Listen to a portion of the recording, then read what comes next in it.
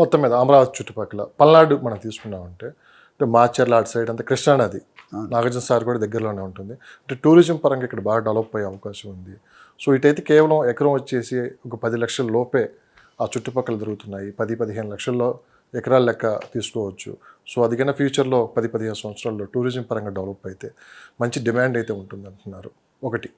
Second, Bapatla beach మనకి అటు side కూడా మంచి టూరిజం పరంగా డెవలప్ చేసే అవకాశం ఉంది కాబట్టి అక్కడ ఏమైనా ఇన్వెస్ట్ చేయొచ్చు అని చెప్పి చాలామంది అడుగుతున్నారు. ఇప్పుడు కేవలం 10-15 లక్షల్లోనే అక్కడ భూములు దొరుకుతున్నాయి పల్నాడులో అయితే. ఇటు బాపట్ల అయితే ఒక 40 లక్షలు 30 లక్షల్లో అటు నడుస్తున్నాయని చెప్పి మనం విన్నాం. సో ఏది బెస్ట్? నిజంగానే ఇక్కడ ఇన్వెస్ట్ చేస్తే ఒక 10 సంవత్సరాలు వెయిట్ చేయగలిగితే ఎలా ఉంటుంది? అది చాలా మంచి ప్రశ్న అండి. దానికి సూటిగా ఆన్సర్ చెప్పాలంటే ఇప్పుడు తెలంగాణలో మూసీ నది అంతమంది ఎవరు పట్టించుకోలేదు. కరెక్ట్. ఇప్పుడు మూసీ నదిని they are making a tourism point. అంటే ఆ రోడ్డు మీద వెళ్తే విపరీతం, టూ వీలర్ అయితే సచి కార్ అంటే గ్లాస్ ఉండే కూడా కొద్దిగా కార్లో కూడా వస్తుంది.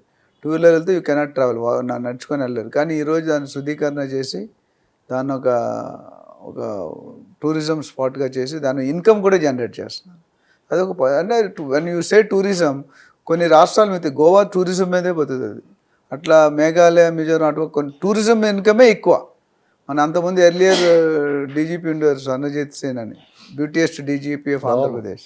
ఆయన ఐపీఎస్ సర్వీస్ అయిపోయాక ఎక్స్టెన్షన్లో టూరిజం ఎండీగా వేశారు ఆయన కలిసినట్టు చెప్తున్నాడు. చాలా రాష్ట్రాలు ఇండియాలో ఈ ఇన్కమ్ డెవలప్ ఇండస్ట్రీలు లేవు అన్నింటిలో. ఈ tourism income one of the main sector. అదేవిధంగా మీరు చెప్పిన బాపట్ల కానీ లేకపోతే కృష్ణా రివర్ కానీ డెఫినెట్గా మంచి ఆస్కారం అవుతుంది. ఎందుకంటే మంచి ఇప్పుడు మన దుర్గం చెరువు కూడా ఒకప్పుడు ఏముందండి, ఇప్పుడు పెద్ద హైలైట్గా మాట్లాడుతున్నారు. ఒకప్పుడు రాళ్ళు రప్పలు అనేవారు, అక్కడ లైట్లు పెట్టి కొన్ని హట్స్ పెట్టి ఇది పెట్టారు, ఏదో షో చేశారు కేబుల్ బ్రిడ్జ్ అని పెట్టి. ఇక్కడ మంచి అయితే మీరు ఇక్కడ చూసుకోవాల్సింది అవన్నీ కూడా 111 జీవోలో ఉంటాయి. అగ్రికల్చర్ ల్యాండ్స్లో ఇప్పుడు మనకి 111 జీవో 130,000 ఎకరాలు ఉంది తెలంగాణ. సో మీరు పర్పస్ చూసుకోవాలి. టూరిజంలో ఉన్నది ఏంటంటే ఇప్పుడు ఫామ్ హౌస్ కాన్సెప్టే అది. ఫామ్ హౌస్ అర్థం ఏంటి?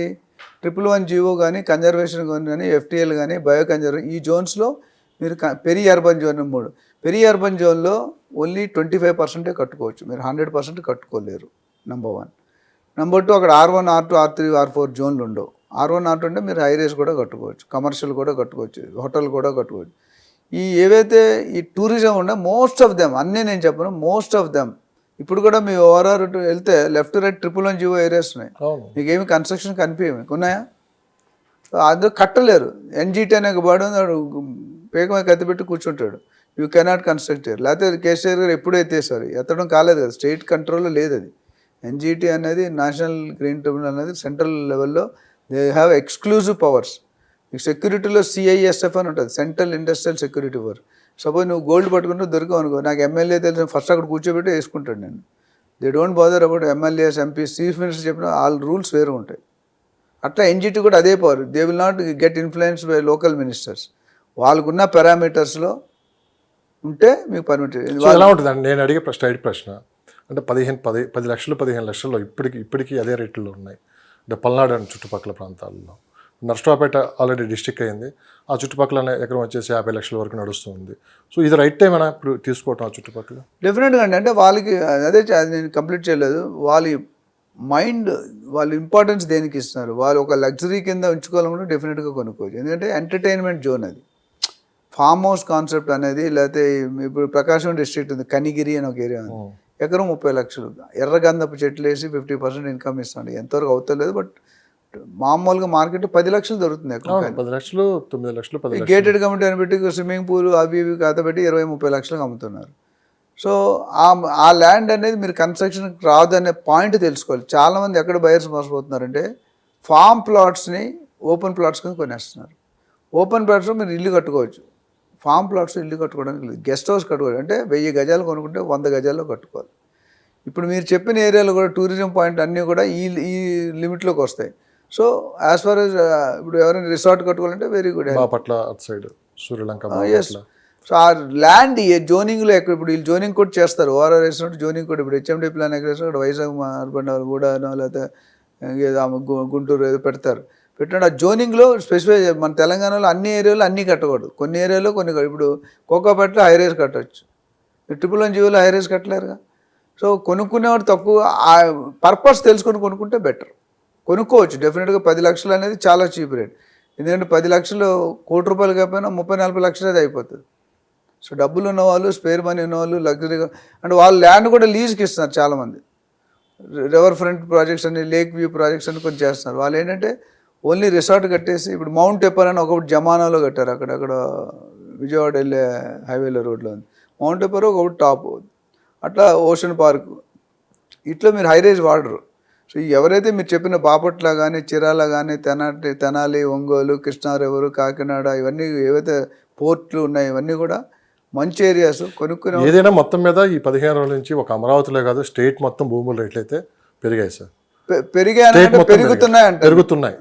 పెరిగాయని నేను పెరిగాయని ఎప్పుడు అంటానంటే when you really do the transactions. నేను నిన్న నైట్ కూడా ఒక దాదాపు 15 బిల్డర్స్తో మాట్లాడాను. రాజమండ్రి, కాకినాడ, విజయవాడ, గుంటూరు, వైజాగ్, విజయనగరం, శ్రీకాకుళం, అట్లా పలాస, పోర్బందర్, బోరాడు, ఇవన్నీ ఉన్నాయి. అది అందరు ఇచ్చిన ఏంటంటే విజయవాడలో ఎంత ఉంది అనుకుంటే హైయెస్ట్ రేట్ మీకు తెలిసిన ప్రకారం విజయవాడలో వర్క్షాప్ మెయిన్ ఎయిర్పోర్ట్ దగ్గర మీకు 60, 70, 50 వేలు దొరికిపోతుంది ప్రజెంట్. రాజమండ్రిలో 30,000 కొంటే ఎక్కువ. కాకినాడలో రాజమండ్రిలో 50-60 వేలు. మెయిన్ సిటీ, మెయిన్ టౌన్ మాట్లాడుతున్నాను. సో ఎక్కడ కూడా 1,00,000 దాటి వెళ్ళలేదు నేను. కాకపోతే ఈ 30-40 వేలు అనేది కాకినాడలో నాకు తెలిసి సర్వేలో నాకు one of the senior most builder అంటే 160 బిల్డర్స్ ఉండేవారంట బిఫోర్ జగన్ గారు. ఇప్పుడు మోర్ దెన్ 50% వ్యానిష్ అయిపోయారు. బిజినెస్ లేదు. 5,000, 4,000 నుండి 5,000 రూపాయలు పర్ స్క్వేర్ ఫీట్ అమ్ముతున్నారు. వాళ్ళు 70,000, 60,000 ఎలా కొనుక్కొని చేయలేరు కదా. అందుకని కాకినాడలో నాకు తెలిసి 30-40 వేలు పీక్ రేట్. ఇది 3 టైర్ ఏవైతున్నాయి, రాజమండ్రి కానీ, విజయవాడ కానీ, తిరుపతి కానీ, అంటే నేను అప్కమింగ్ ఏరియాస్ చెప్తున్నాను. మరి మెయిన్ రోడ్ అయితే ₹1,00,000, ₹1,50,000 ఉంటుంది. జస్ట్ రెసిడెన్షియల్ ఏరియాస్ మాట్లాడుతున్నాను. సో 30,000 ఉంది, 40,000 ఉంది, 50,000 ఉంది, 60,000 ఉంది, 70,000, 30,000 నుండి ₹1,00,000 నాకు వేరియబుల్ ఫిగర్స్ వచ్చాయి. సో దీన్ని బట్టి మీరు పెరిగిపోయాయి అని చెప్పడం నేను అంత 100% ఏకీభవించడం. పెరుగుతున్నాయి అన్నదానికి, పెరిగిపోయి అన్నదానికి చాలా తేడా. ఎప్పుడు నేను ఒప్పుకుంటే నెక్స్ట్ టైం మీ మీటింగ్లో నాకు రియల్ ఎస్టేట్లో ట్రాన్సాక్షన్స్ అవుతున్నాయి, సబ్ రిజిస్టర్ ఆఫీస్ బిజీ ఉంది, ఇప్పుడు ఆఫీసులు అన్నీ ఖాళీగా ఉన్నాయి. మీడియా చెప్పేది మీరు వెళ్ళి చూడండి, మీరే ఫిజికల్ వెళ్ళి చూడండి. ఎనీ రిజిస్ట్రేషన్ ఆఫీస్ ఇన్ అమరావతిలో వెళ్ళండి మీరు.